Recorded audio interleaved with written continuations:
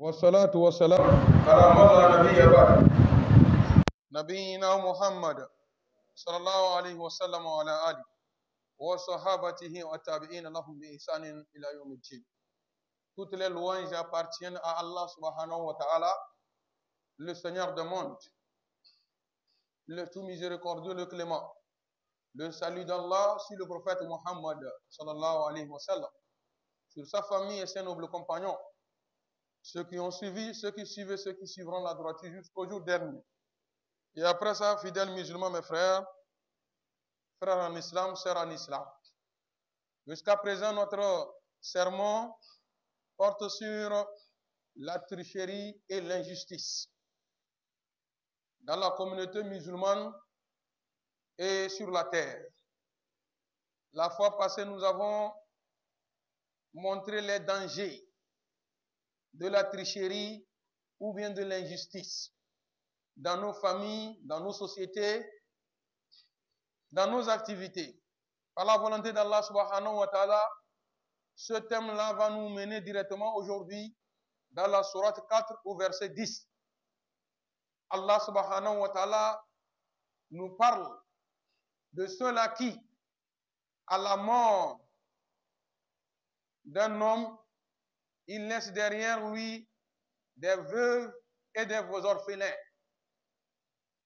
Il y a ceux-là, membres de famille, peut-être le frère du défunt, ou bien le petit frère du défunt, le papa du défunt ou la maman du défunt, ou bien de la défunte, ou bien si ce n'est pas le cas, la femme, avant même le décès de son mari, elle a déjà séparé la famille. Aucun membre de la famille n'approche le fils. Si c'est elle, son côté, tout le monde a le feu vert de venir dans la maison de son mari. Mais si c'est les membres de famille de l'homme, personne n'a droit de s'approcher de la famille de l'homme, du vivant de l'homme. Et quand il est mort, alhamdulillah, maintenant c'est le feu vert. Elle se croit forte. Elle croit qu'elle est maligne. Tout ce qu'elle est en train de faire, elle ne sait pas qu'elle se prépare un danger. Dans ce bas monde avant l'autre monde. Je dis bien dans ce bas monde et dans l'autre monde. Fidèles musulmans, mes frères, avant d'aller dans ce verset, je tiens à vous rappeler que quand on prêche, ou bien quand on donne le sermon, c'est pour permettre aux âmes de corriger des erreurs dans lesquelles nous étions, ou bien dans lesquelles nous étions, ou bien de nous éviter de tomber dans des erreurs. Frères musulmans, mes frères, musulmans, mes sœurs, à la mort d'une personne, tout ce que le défunt possède appartient, ce n'est plus pour quelqu'un.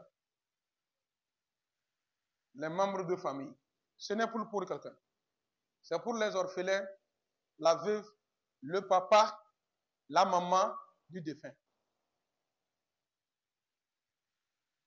Le grand frère du défunt, le petit frère du défunt, l'ami du défunt, la tante du défunt, l'oncle du défunt, etc., etc. C'est loin. Si ce n'est pas le cas, c'est parmi les héritiers, les nés de la famille, le plus souvent, c'est ce qui se passe. Il connaît les secrets, où se trouve l'argent de papa, combien il a sur son compte. Dans la chambre où il a caché son argent, c'est toi seul qui sais. Les terrains qu'il possède, c'est toi seul qui sais. Des maisons qu'il possède, c'est toi seul qui sais. Comme personne ne sait pas, ou bien les autres ils sont encore petits, maintenant c'est l'occasion pour toi de pouvoir faire de l'héritage ce que tu veux. Voilà, fais de l'héritage ce que tu veux. Allah subhanahu wa ta'ala te fera de ce qu'il veut sur toi, Inch'Allah. Je ne souhaite pas, mais c'est la loi de Dieu. Tu ne veux pas bouffer l'héritage de certaines personnes et aller dormir à l'aise. C'est ce qui se passe dans nos familles respectives. Quelqu'un est décédé. Il a laissé des orphelins pauvres. faibles. Ils sont encore petits. Toi, tu es là seulement. Tu connais l'héritage, tu as l'héritage à ta possession. Tes enfants vont dans de bonnes écoles. Pendant que ces enfants-là, si on a fait le fond, on va les amener dans une école publique. Quand on arrive en classe, toujours le maître renvoie l'enfant, il n'a pas le cahier, il n'a pas de bic. Ou soit c'est le collège, il n'a pas payé. Tu vas voir les enfants, les orphelins porter leur tenue scolaire, déchirée, façon bizarre. N'importe qui voit dire que, oh, la mort fait quelque chose. Pourtant, toi, tu es assis sur l'héritage. Mais Bismillah, continue. Continue. Il faut attendre seulement la fin. C'est la fin qui justifie les moyens. Wallahi. Encore une fois, wallahi. L'argent des orphelins que tu es en train de nourrir avec ta famille, tes enfants, ta famille, wallahi, si tu étais vivant pour voir la fin de tes enfants, tu devrais regretter. Et tu vas subir dans ta tombe avant le jour de la résurrection. Des gens vendent des terrains. Quelque chose qui est la propriété de vous tous. Toi, tu vas t'arrêter comme ça. Toi seul, tu vends ton terrain, tu t'empoches l'argent. Les autres enfants, oh, l'oncle, tu n'as pas ce droit. Wallah, Dieu ne t'a pas donné ce droit-là. Allah subhanahu wa ta'ala nous dit dans la sourate 4, verset 10. وَلِيَخْشَى الَّذِينَ لَوْ تَرَكُوا مِنْ خَلْفِهِمْ ذُرِّيَّةً ضِعَافًا خَافُوا عَلَيْهِمْ. Vous, qui on a laissé auprès de vous des orphelins, des enfants faibles à la mort de leur papa. Allah subhanahu wa ta'ala dit, craignez, ayez peur, faites attention avec ces enfants-là. Craignez Allah subhanahu wa ta'ala quand les enfants-là sont à votre possession. Faites beaucoup attention. Et il faut toujours les parler en tant qu'orphelin, parler-les de bonnes paroles pour petites choses. Dégage de là-bas. Est-ce que c'est moi qui ai tué ton père? Imbécile. C'est pas vous qui avez tué votre papa? Etc., etc. Des paroles qui découragent. Des paroles qui font que les enfants se rappellent ou se souviennent de temps à autre sur leur papa décédé. Allah subhanahu wa ta'ala dit, fais attention, ne dis pas ça. Il ne s'est pas arrêté là-bas, il dit que c'est parmi vous qui bouffent les biens des orphelins, zulman, dans la tricherie et l'injustice. Certes, ils sont en train de verser dans leur ventre le feu de l'enfer. Allah subhanahu wa ta'ala a promis, votre destination finale, c'est dans le feu de l'enfer. L'enfer qu'on appelle Sa'ira. Que le tout ça nous éloigne de ce feu-là. Quand on dit Sa'ira, c'est parmi les noms de l'enfer que Dieu a préparé. Il y a plusieurs sortes. Sa'ira, même à ton pire ennemi, il ne faut pas souhaiter ça pour lui. C'est comme nos prisons ici. Vous savez que les prisons sont différentes, hein? Elles sont différentes, hein? Nos prisons là. Wallah, même quand vous arrivez à la prison civile ici, les cellules ne sont pas les mêmes. Les cellules que vous voyez là ne sont pas les mêmes. Il y a prison dans prison. C'est comme ça aussi auprès d'Allah subhanahu wa ta'ala. L'enfer là, c'est comme ça. La manière dont nous avons plusieurs sortes de paradis auprès d'Allah subhanahu wa ta'ala, c'est comme ça aussi l'enfer que Allah subhanahu wa ta'ala a préparé pour des gens. Allah a promis que ils vont demeurer éternellement dans le feu de l'enfer, qu'on appelle Sa'ira. Quelqu'un est décédé ou laissé des enfants faibles, des orphelins, ils ne sont pas encore intelligents, ils sont petits. Voilà une grande fortune qu'on vous a laissé. Les maisons, des terrains. Voilà la rentrée scolaire qui est arrivée, ou bien qui s'approche. Toi-même, Dieu connaît, et toi-même tu connais tes moyens. Tu ne peux pas les scolariser avec ce que tu tiens. Et que tu ne veux pas que ces enfants-là vont traîner à la maison. Dans ce cas, qu'est-ce qu'il faut faire? On est obligé de vendre un terrain, L'argent qu'on a eu dedans, les scolariser, payer leur scolarité, payer leur fourniture scolaire, leur tenue. Dans ça, quand ils veulent aller à l'école le matin, on enlève quelque chose, on les donne. Ça, Dieu n'a pas dit que c'est pas bon. Parce que tu n'as pas. On t'a laissé les orphelins. Pourtant, ils ont des moyens. Tu vas les prêter pour les nourrir? Non. Dieu n'a pas dit ça. Ou bien, ils sont avec toi. Voilà, ce soir-là, il n'y a rien à manger. Tu ne peux pas laisser les enfants dormir affamés. Tes enfants sont dedans, les orphelins sont aussi dedans. Comme il n'y a pas les moyens, on va faire comment? Pourtant, il y a l'argent des orphelins qui est posé. Qu'est-ce qu'on fait? On prend quelque chose dedans. Ce n'est pas avec l'intention de gaspillage. On achète un bol de riz, on vient préparer. Quand on a préparé le riz là, on va donner seulement aux orphelins et les autres enfants sont assis, ils vont regarder parce que c'est l'argent des orphelins, ils vont aussi manger dedans. Toi-même, tu peux manger dedans, dans ce qu'on a préparé. Mais tu as les moyens. Mais avec orgueil, jalousie, envie, comme on a laissé cette fortune pour les orphelins là, tu ne veux pas que quand ils vont grandir, trouver quelque chose. Quand on a préparé la pâte, tu prends l'argent, tu puises l'argent dans leur héritage, tu vas acheter de la salade et qu'on sort, venir leur donner. Bon, c'est les orphelins qui ont mangé. C'est votre argent. Quand les enfants là vont grandir, il ne reste rien. C'est mauvais. Wallah, tu as mal géré l'argent là. Le jour de Kiyama, Dieu va te juger, mon frère. L'aîné de la famille, c'est toi qui connais les papiers, où se trouvent les papiers des maisons. C'est toi qui prends les loyers. À la fin du mois, c'est toi qui te promènes pour prendre le loyer des locataires. Avant d'arriver à la maison, tu arrives ce qui te plaît. C'est ça que tu prends pour donner à tes frères, à tes petits frères et consorts. Les mamans, autres, on n'en parle pas. Tu ne donnes rien aux mamans. Surtout, il y a des mamans pervers, mauvaises. Quand c'est son enfant qui est l'aîné, lui et son enfant, ou bien ses enfants, ils bouffent de leur héritage, pendant que l'autre femme et ses enfants sont en train de souffrir. Masha'Allah. Mangez, buvez. Et attendez, comment l'appelle-t-on? La cloche de Dieu quand ça va sonner. Attends voir. Frère, musulmans, mes frères, wallah, ce que je vous dis, pour affaire des orphelins. C'est pourquoi il y a parmi les malams, quand on les invite à aller faire le partage de l'héritage, ils refusent. Ils refusent catégoriquement, c'est pas qu'ils n'ont pas la connaissance. Moi, je ne vais pas aller faire quelque chose, il y a tricherie dedans, et le jour de Kiyama, on va me tenir pour ça. Parce que je n'ai rien à bouffer dedans. Les oncles des orphelins, surtout ceux-là. Oh, après, faites des efforts. Toi, tu nourris avec tes enfants de l'argent laissé par le défunt. Et les orphelins eux-mêmes sont en train de galérer. Tu crois que dans ce que tu es en train de faire, là, tes enfants, là, ça va donner quelque chose de bien? Wallah, tu n'auras rien de bon. Tu peux les amener dans de bonnes écoles, terminer leurs études. Ils vont revenir encore manger dans ta main. Ils vont revenir manger dans ta main.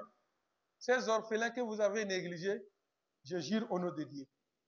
Demain, c'est eux qui vont être quelque chose. Et ça va vous étonner. Ça va vous étonner. La tricherie, aujourd'hui, vous avez la force, vous trichez. Mais demain, vous n'aurez pas la même force. Hein? L'histoire de 3 orphelins. L'histoire de 3 personnes. Maman n'est plus. Papa n'est pas là. Il ne reste plus les héritiers directs de l'orphelin, sauf les 3 personnes. Papa avait construit une maison à étage. Il y avait 2 étages en haut et, comment l'appelle-t-on? Rez-de-chaussée. Donc, ce qui est en bas là. Et ce qui est en bas là, rez-de-chaussée là, c'est pièce, façon et garage. Ce n'était pas bien fait. Ce n'est pas arrangé. En haut, premier étage, bien arrangé. Deuxième étage, bien arrangé. À la mort juste de papa, l'aîné a pris en haut, deuxième étage. Celui qui suit l'aîné, lui l'a pris au milieu. Et ils ont laissé le Benjamin en bas. Il a cherché les clés pour cacher le portail. ils continuent par aller à l'école. Pendant que ceux-là sont bien, ils ont des voitures et consorts. Dans l'ordre normal des choses, on devrait arranger au moins la maison là pour l'enfant, ou bien c'est pas ça. On s'en fout pas mal de lui. La vie continue. Allah subhanahu wa ta'ala nous dit, dans la sourate Al Imran, dans la sourate 3, il dit que وَتِلْكَ الْأَيَّامِ نُدَاوِلُهَا بَيْنَ النَّاسِ. Chaque jour que Dieu fait, il change les choses entre les humains.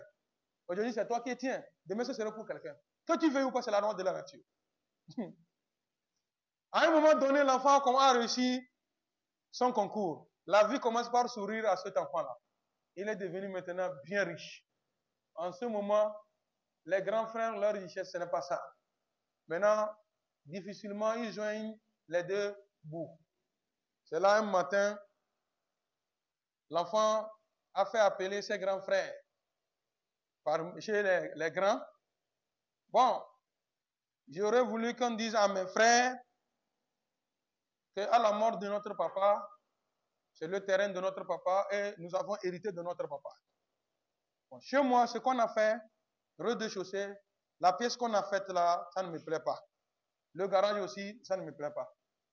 Je vais arranger. Je vais changer de modèle. Donc, on dise à mes grands frères de soulever leur chambre et je vais casser pour faire le plan. Quand je vais finir, ils vont ramener, déposer pour eux. C'est là que vous allez comprendre que, oh, la vie n'est pas ce que nous pensons. Hein. La vie n'est pas ce que nous pensons. Aujourd'hui, c'est toi qui donnes. Demain, on va te donner. Aujourd'hui, c'est toi qui commandes.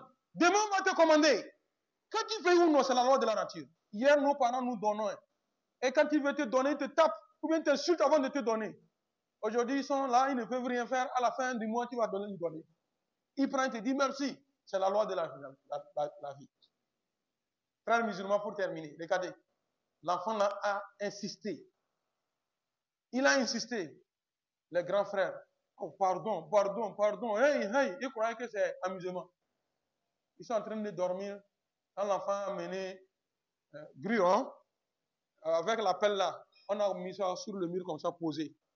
C'est posé comme ça. Le lendemain matin, ils se sont réveillés voir que c'est déjà positionné. Haya, comment on va faire? Ils se sont contentés seulement de l'héritage de papa, sans toutefois penser qu'on va faire quelque chose à quelque part. Si ce n'est pas ça, il n'y a pas. Et il n'y a plus de moyens pour faire à quelque part. Si ce n'est pas là-bas. L'enfant a des moyens maintenant, il peut faire ça à quelque part. Les grands, le chef même du quartier est venu demander, supplier. C'est là l'enfant dit que je ne vais pas casser. Mais je voulais faire leçon à mes grands frères. C'est la loi de la vie. Frère, tout ce qui est, vous avez le pouvoir de ça aujourd'hui, ne pensez pas que ça va être éternel avec vous. Surtout du côté des orphelins. Dieu dit que vous mangez du feu dans votre ventre. Celui qui est dedans, qu'il fasse rapidement sortir. Celui qui n'est pas dedans, n'y rentre pas. Qu'Allah subhanahu wa ta'ala nous assiste. Qui nous guide sur le droit chemin. Qui nous accorde de meilleures choses ici, dans le monde et dans l'autre monde. Qui nous pardonne nos péchés grands comme petits. Ce qui est meilleur pour nous dans ce bas monde et dans l'autre monde, que le Tout-Puissant nous facilite ça. Ce qui est dangereux pour nous, que le Tout-Puissant nous éloigne. Allah subhanahu wa ta'ala nous éloigne de ça. Allah subhanahu wa ta'ala nous éloigne de ça. Il y a un frère qui se promène avec leur maladie, que le Tout-Puissant apporte une forme de guérison. À nos chauffeurs, quand ils quittent Bismillah, que le Tout-Puissant les envoie en destination, Alhamdulillah. À qui dit Bismillah, que le Tout-Puissant les accompagne à arriver à destination, Alhamdulillah. Et je prie Allah subhanahu wa ta'ala à nos fonctionnaires d'État ou bien des sociétés publiques et privées, publiques, que le Tout-Puissant vous accorde de meilleures promotions dans vos activités. Qu'il vous éloigne des accidents de travail. Je prie Allah subhanahu wa ta'ala pour nos commerçants, que le Tout-Puissant fructifie leur commerce. Allah subhanahu wa ta'ala fructifie leur commerce. À nous particuliers, que le Tout-Puissant mette la bénédiction. Allah subhanahu wa ta'ala mette la bénédiction. À nos chômeurs, que le Tout-Puissant les donne de meilleurs travaux. Que le Tout-Puissant les accorde de meilleurs travaux. Que le Tout-Puissant les accorde de meilleurs travaux. Bientôt la rentrée scolaire, que le Tout-Puissant facilite les moyens à tous parents d'élèves. Que le Tout-Puissant facilite les moyens à tous parents d'élèves. à nos enseignants, que le Tout-Puissant les donne encore plus de force, que le Tout-Puissant les donne plus d'expérience, que le Tout-Puissant les accorde une bonne santé, que le Tout-Puissant les accorde une bonne santé, que le Tout-Puissant les protège dans leur circulation. Nous tous, que le Tout-Puissant nous protège dans nos circulations. On dit bismillah à destination, alhamdulillah. Nous sommes ici, tout un chacun de nous a un vœu. Si Malam avait demandé ceci là pour moi, ça allait être bon. Dieu connaît ton intention, que le Tout-Puissant exauce tes vœux. Qu'Allah subhanahu wa ta'ala exauce tes vœux, que le Tout-Puissant exauce tes vœux.